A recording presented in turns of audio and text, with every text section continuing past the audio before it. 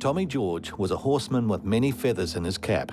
He was a jockey, owner, trainer, studmaster, and excelled in each profession.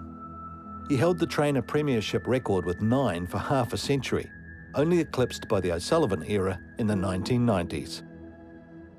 Thomas Reginald George was born in Adelaide in 1887, but moved to Wellington at a young age with his family. He started his career as a jockey, riding mostly in the South Island over 15 years, where he clocked up 150 wins. He turned his hand to training in 1915. That was in Palmerston North, where he had a contract with the local MP, David Buick, to train his horses.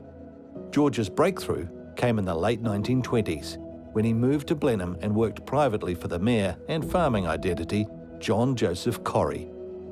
The Corrie-George combination achieved remarkable success, producing many winners with Synagogue, Rabbi and Croupier the standout performers.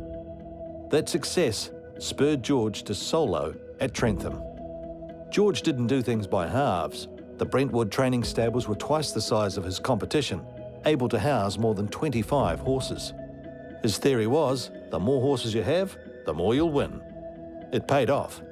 In the 1934-35 season, George became the first New Zealand trainer to produce more than 50 winners, breaking his own record of 47.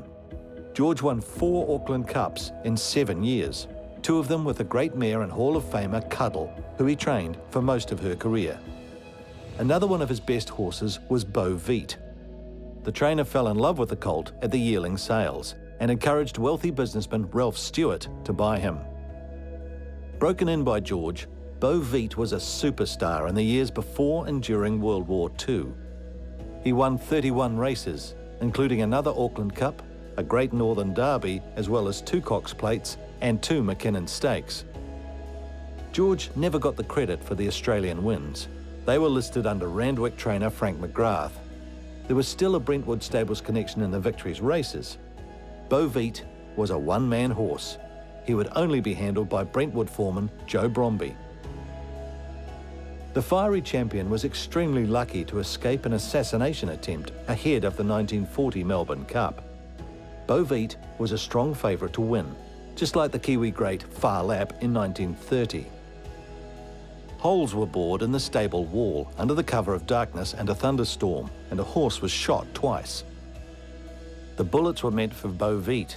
Instead, the gangsters got the wrong box and shot a horse called El Galia. Both were brown horses wearing white bridles and red rugs with white bandages on their hind legs.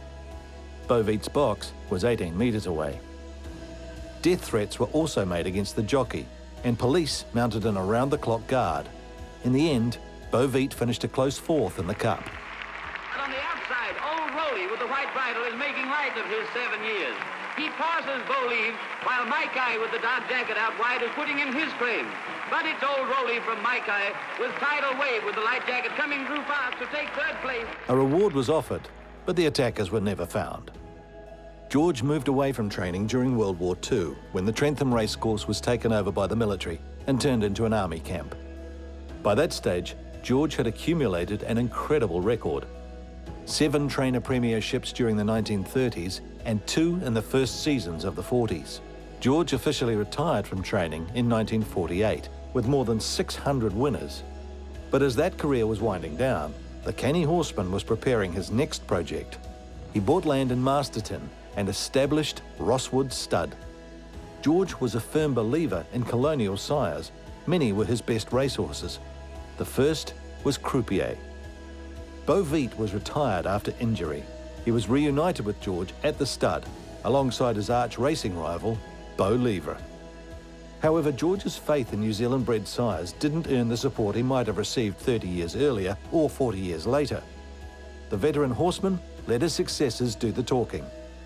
He owned the 1947 New Zealand Derby winner Liebestraum, who was out of Beau Vite.